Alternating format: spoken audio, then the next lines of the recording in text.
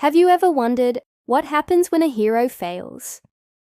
When a vow, held sacred for a lifetime, is shattered by a single moment of deception. This is the story of such a failure. A tale of a knight whose name was once synonymous with honor, but is now whispered only as a cautionary tale. This is the tale of Sir Aldrich, the wandering knight.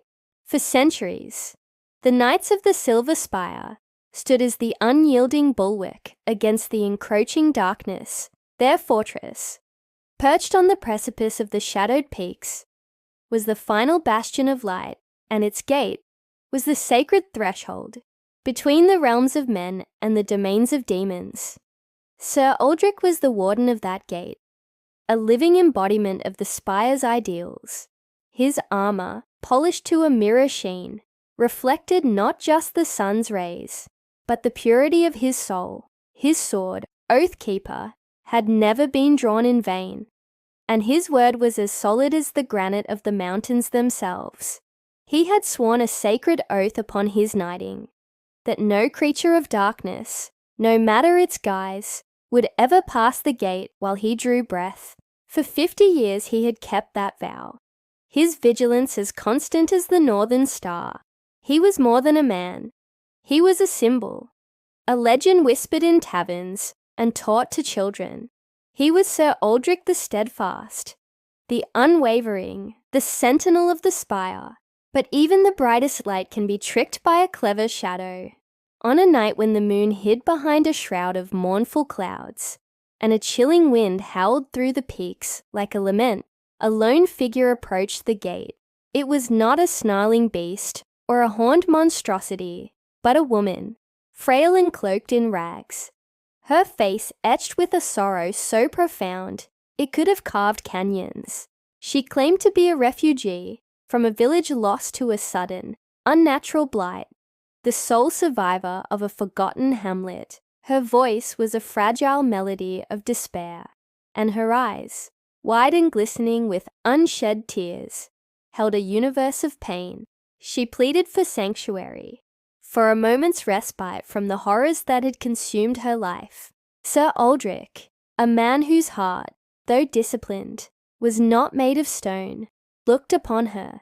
He saw not a threat, but a victim of the very darkness he had sworn to fight. His oath was to protect the innocent, and here was innocence personified. Shivering at his gate, the laws of the spire were clear. The gate remained sealed after dusk, yet the law of his own compassion screamed louder. He saw the tremble in her hands, the exhaustion in her posture, and made a decision that would haunt him for eternity. Believing he was performing an act of mercy, he unbarred the great gate and let her pass. The moment she stepped across the threshold, the air grew unnaturally cold. The torches sputtered, their flames turning a sickly green. The woman's frail form straightened, her sorrowful face twisting into a triumphant, grotesque sneer. Her eyes, once pools of despair, now burned with the malevolent fire of the abyss.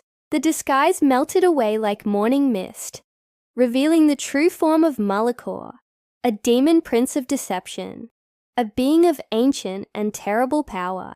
Laughter, a sound like grinding stone and shattering glass, echoed through the fortress as the demon unleashed its power. The sacred wards of the spire, designed to repel evil from without, were useless against a foe that was already within. The fortress that had stood for 1,000 years fell in a single night, not to an army, but to a lie. The Knights of the Silver Spire were slaughtered, their light extinguished by the treachery Aldrich had allowed. As dawn broke, casting its mournful light upon the ruins and the dead, Sir Aldrich stood alone amidst the devastation. His polished armor was now blackened with soot and stained with the blood of his brothers. His sword, Oathkeeper, lay broken at his feet, but the deepest wound was not one that could be seen. It was the wound in his soul, the gaping chasm left by his broken oath. Stripped of his title, his home, and his honor, he was cast out. He was no longer Sir Aldrich the Steadfast, but Aldrich the Oathbreaker.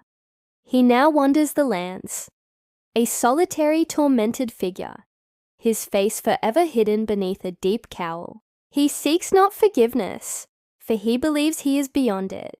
He seeks redemption in a battle he knows he can never truly win, to hunt down every shadow, every creature of the night, hoping that by saving others, he can atone for the one moment he failed. He is the wandering knight, a ghost, haunted by a single disastrous act of kindness, a living reminder that even the noblest of hearts can be deceived, and that the road to hell can be paved with the best of intentions.